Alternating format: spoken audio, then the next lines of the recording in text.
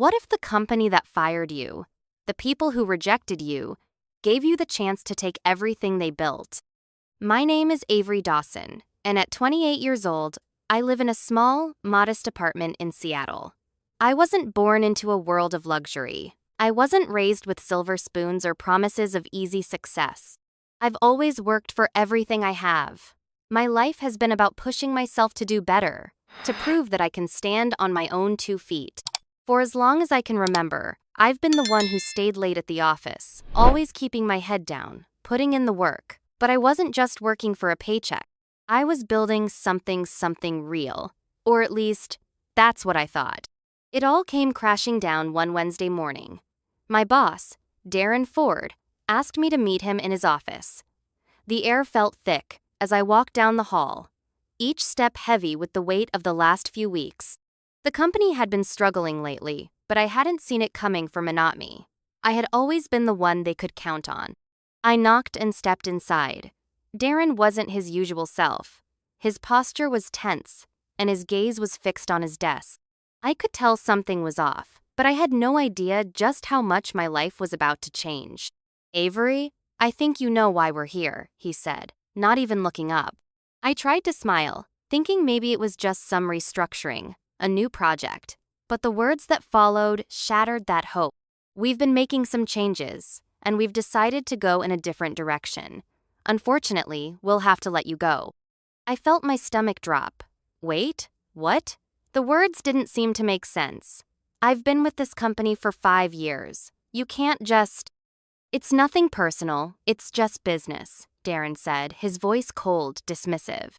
I sat there, stunned, as I tried to process what he was saying.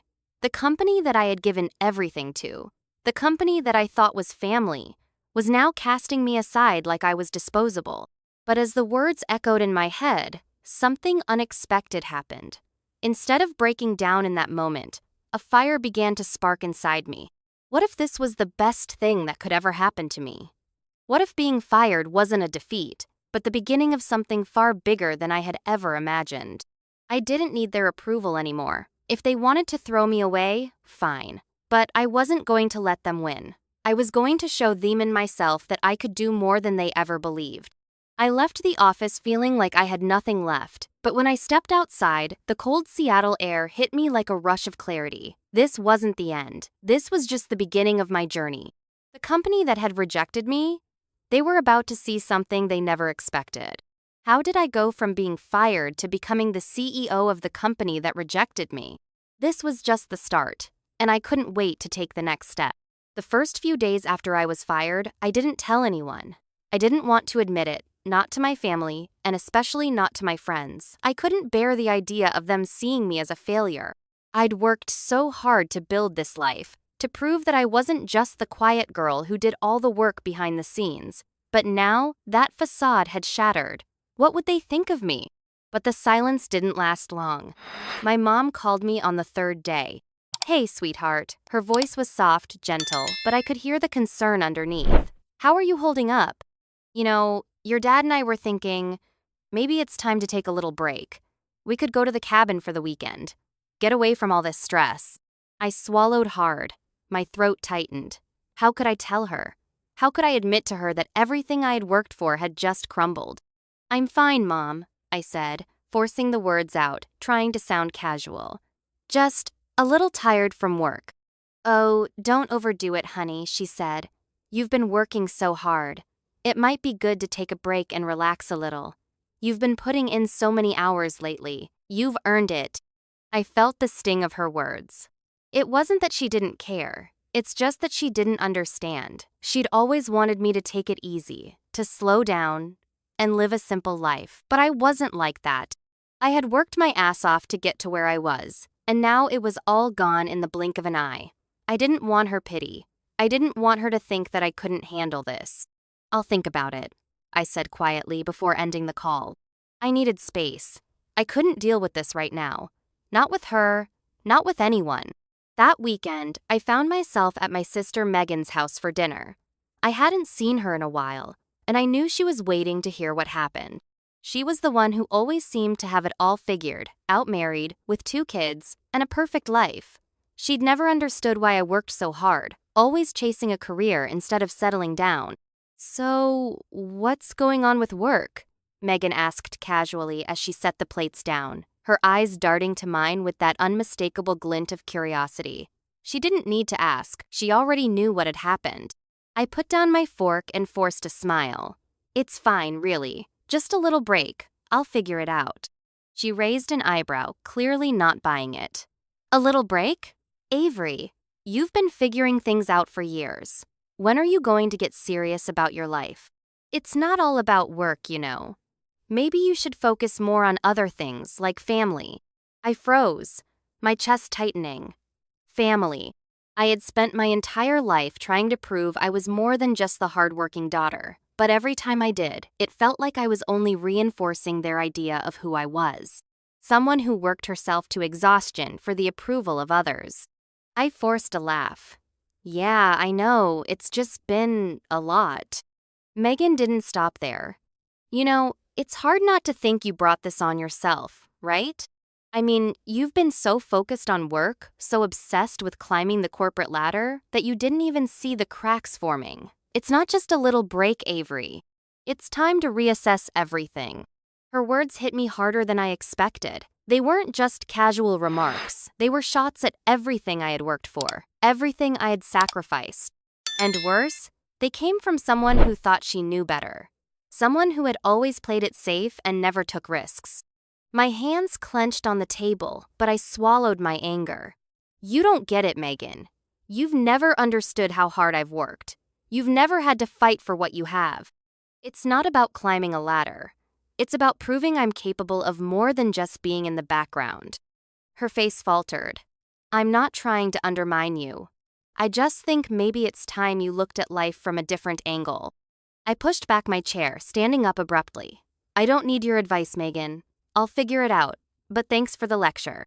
As I walked out of her house that night, the weight of her words lingered. She doesn't get it.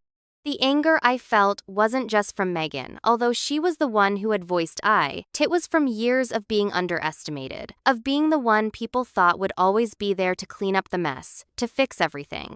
I didn't just want to prove Megan wrong. I wanted to prove everyone wrong.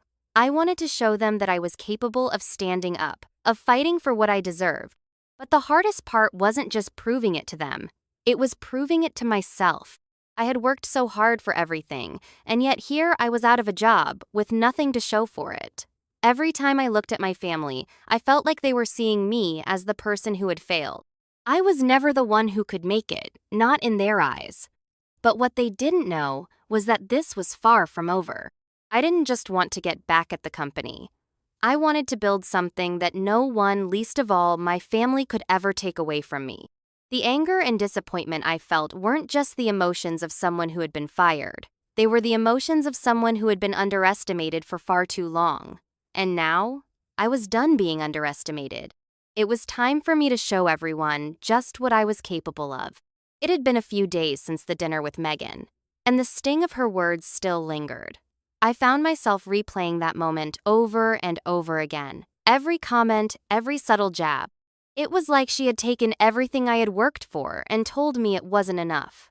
I had expected support, understanding, or even just some compassion. Instead, I got criticism wrapped in concern, but I wasn't going to let her or anyone make me feel small again. That Friday, I received another text from my mom.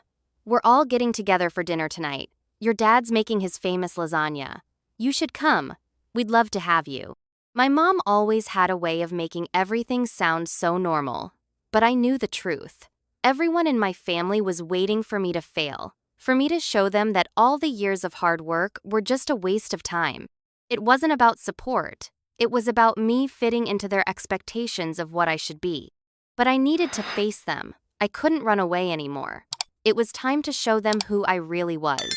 When I walked into my parents' house, the familiar smell of lasagna filled the air. My dad was at the stove, flipping a pan of sizzling garlic bread, and my mom was setting the table like everything was just as it always had been. But it wasn't. Not anymore. My brother, Tyler, was already at the table, his eyes scanning his phone, while Megan looked up from her plate as soon as I entered. The coldness in her gaze was almost tangible. Look who decided to show up, Tyler muttered under his breath, his voice dripping with sarcasm. I didn't respond. I just sat down and tried to keep my cool. The tension in the room was thick. My parents exchanged a look, and I could feel the question hanging in the air. What happened? Megan, of course, broke the silence. So, Avery, she started, her tone innocent but laced with judgment. Have you figured out what you're going to do yet? Or are you still, figuring it out? I could feel the anger rising inside me. Figuring it out. She made it sound so simple, so dismissive. It was as if my entire career, everything I had poured my soul into, was just a game. I couldn't take it anymore. I've been doing a lot more than figuring it out, Megan. I snapped, not caring how loud my voice was. I've been busting my ass for years, and I'm not going to sit here while you tell me I've failed. You have no idea what it's like to put everything on the line and have it taken away in an instant. The room went silent. My parents looked at me, surprised by my outburst. Tyler just smirked, clearly enjoying the tension. Megan, however, wasn't done. You think you're the only one who's had it hard, Avery? Megan's voice was sharp now. We've all had to deal with our own struggles. Just because you've been working non-stop doesn't mean you get a free pass when things don't go your way. I felt the heat in my chest as my heart pounded. She still didn't get it. It wasn't about working hard, it was about being seen. I had given up everything for this company. My time, my personal life, everything. And now they thought I was the one who had messed up? I stood up from the table, my chair scraping loudly against the floor. You know what, Megan? Maybe you're right. Maybe I've been too focused on work, but at least I'm doing something. I'm trying to build something. You, I pointed at her, have no idea what it's like to take risks, to get knocked down and then get back up again. So don't sit there and lecture me about what I've done wrong. I've had enough of it. Megan didn't speak. Neither did my parents. I could feel their eyes on me, but this time, I didn't care. For the first time in a long time, I wasn't trying to fit into their expectations. I wasn't trying to be the person they thought I should be. I was going to be me. I left dinner early that night, the sting of my family's words still echoing in my mind. I thought it would feel like a relief to walk away from that table, to stop pretending that everything was okay. But instead, I felt more lost than ever. Was I making the right choice? I walked around the city for hours, unsure of where to go or what to do next. But then it hit me. I wasn't just fighting against my family's opinions or expectations. I was fighting against my own doubts, my own fears that maybe they were right, that maybe I had overestimated my potential, that maybe I wasn't cut out for this. But as the city lights flickered around me, I felt something shift inside. No, I wasn't going to let them control my future. They didn't get to define me. I was going to prove that I was more than what they saw. I had something more to give, and I would make sure they all saw it. The next morning, I woke up with a new sense of clarity. I couldn't undo the past, but I could change my future. The company that had cast me aside, I wasn't done with it. And I wasn't done proving that I was worth something. It wasn't just about getting back at my family or my ex-boss. It was about finally stepping into the person I had always known I could be. The days following my outburst at dinner were a blur. My thoughts were consumed by a single question. What now? I could feel the weight of my family's judgment still pressing on me, but I was starting to let go of their expectations. For the first time in my life, I wasn't living for anyone else. I was living for me. I poured myself into the project I'd been working on, one that I had kept quiet about while I was still at Porter Enterprises. My plan wasn't just to get back at them. It was to build something better, something that could stand on its own and prove that I didn't need anyone's validation to succeed. As I spent sleepless nights researching, gathering information, and meeting with investors, something shifted inside me. I wasn't just working to fix my mistake. I was building a new reality for myself, one where I was in control. The breakthrough came sooner than I expected. After weeks of groundwork, I had secured enough investors to buy a significant stake in Porter Enterprises. I knew it wasn't going to be easy, but this was my moment. This was how I was going to take back what was rightfully mine. One evening, I walked into Porter Enterprises with a sense of purpose. The building felt different now. No longer was I the quiet, overlooked employee. This time, I wasn't just visiting, I was taking control. I marched to Darren Ford's office, my pulse quickening as I stepped into the familiar hallway. His office door was wide open, and I walked straight in without hesitation. Darren looked up from his desk, his face turning pale when he saw me standing there. "Avery," he said, his voice barely a whisper. "What are you doing here?" I smiled, but it wasn't a smile of politeness. It was the smile of someone who had finally taken back control. "I think it's time for a change," I said, my voice steady and confident. Darren's confusion was palpable. "You can't just come in here and—" "Actually, Darren," I interrupted, holding up a folder full of documents. "I can." I slid the folder across his desk. He glanced at it, his expression changing from confusion to disbelief. Inside was the evidence I had been gathering. The contracts, the investment letters, the shareholder agreement I had secured. I wasn't just here to talk, I was here to take. "You've been making some poor decisions lately, Darren," I continued, keeping my voice firm, "and I'm here to fix them." I watched as the color drained from his face. He opened his mouth, but no words came out. It was as if he was grasping for control, but realizing that it had slipped from his fingers. "You've lost sight of what this company is supposed to be about," I said, leaning in, feeling the power settle in my chest. "And I'm here to remind you what it could be, starting with me." I handed him the papers that made it clear. I was now a major shareholder. I wasn't just a player on the sidelines anymore. I was now calling the shots. "Congratulations," I said, the words tasting sweet on my tongue. "You've just been replaced." Darren sat back in his chair, staring at me. But this time, there was no arrogance in his gaze. There was only fear, only the realization that the world he knew was crumbling. He didn't know it yet, but his time as the top dog was over. I wasn't just taking his job. I was taking everything he had built, and I was going to make it better. The next day, the board of directors met. When they saw the documents, when they realized the position I now held in the company, they had no choice but to agree. The vote was swift. It wasn't just about the paperwork, it was about power. And I had it now. The board officially offered me the CEO position. It was official. I had done it. I had gone from being fired by this company to becoming the one in charge. But this wasn't just about the position, it was about proving that I wasn't going to let anyone dictate my worth. No one was going to underestimate me again. As I stood in front of my new office, staring out at the city skyline, I could hardly believe how far I'd come. But this wasn't the end. No, this was just the beginning. I had taken control of Porter Enterprises. I had taken control of my life.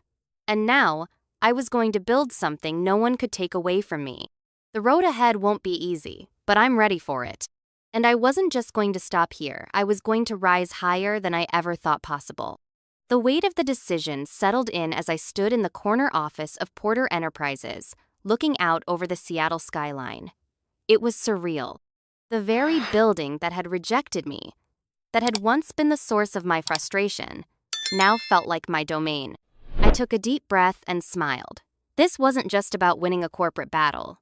This was about reclaiming my life, my confidence, and my future. It wasn't just a new chapter, it was a whole new book. I had done what they said I couldn't. I had gone from being fired, overlooked, and doubted to sitting at the top of the company I had once given everything to. But this wasn't the end. This was only the beginning. As I settled into my new role, I couldn't help but reflect on everything that had led me here. The late nights, the sacrifices, the endless moments of doubt. I remembered the feeling of walking out of that office, stunned and devastated, and how I had turned that pain into fuel for my success. It wasn't just about proving everyone else wrong, it was about proving to myself that I was capable of so much more than I had ever imagined. But success wasn't just about titles. It was about the journey, the lessons learned, and the people who had been by my side. I thought about my team, the people who had believed in me from the start. Together, we were going to rebuild this company, take it to heights it had never reached. We would redefine what Porter Enterprises stood for and what we could achieve. I called a meeting with my team, the first real meeting since I took control. The room was filled with familiar faces, but there was a noticeable change in the air. They weren't looking at me with doubt or skepticism anymore. They were looking at me like I was the person who could lead them forward. I'm not here to just pick up the pieces, I began, standing in front of the conference table. I'm here to build something better. Porter Enterprises has potential that has been buried beneath poor leadership and missed opportunities. We have the chance to turn this company around together. The room was silent at first, and then the nods started. Slowly at first, then with more confidence as I continued. I know we've got a long road ahead of us, but I'm ready to do the hard work, are you? Their response was immediate and enthusiastic. It was as if they had been waiting for someone to lead them with a vision, with passion. For the first time in years, I felt like I wasn't just leading a team, I was inspiring a movement towards something bigger, something better. The road ahead wouldn't be easy. There would be new challenges, financial hurdles, corporate politics, and the ever-looming question of whether we could turn things around in the competitive world we were in. But I wasn't afraid anymore. I had the support of my team, and more importantly, I had belief in myself. For the first time, I wasn't just fighting for survival. I was fighting to create something that mattered, to leave a legacy. And the best part, the journey was just beginning. As I stood by my office window, looking at the city below, I knew there would be hard days ahead, but I was ready. I had finally taken control of my destiny, and this was only the start of the story. I wasn't just the CEO of Porter Enterprises anymore. I was the architect of my own future, and no one was going to stop me from reaching the top. Thank you for joining me on this journey. If you found inspiration in Avery's story, where determination and resilience lead to triumph, don't forget to give this video a thumbs up, share it with those who might need a reminder of their own strength, and subscribe to stay tuned for the next chapter of this incredible story. Life isn't always easy, but just like Avery, we all have the power to rewrite our own narratives. If you believe in second chances, in fighting for what you deserve, and in building something bigger than yourself, hit that like button and let's keep the momentum going. Share this story with someone who needs a little push today. You never know, this could be the spark they need to take control of their future. And don't forget to subscribe so you never miss out on the next chapter of Avery's rise, the struggles, the victories, and the lessons she learns along the way. Together, we'll continue to embrace the challenges and build a brighter future. Thank you for your support. Let's make this journey unforgettable.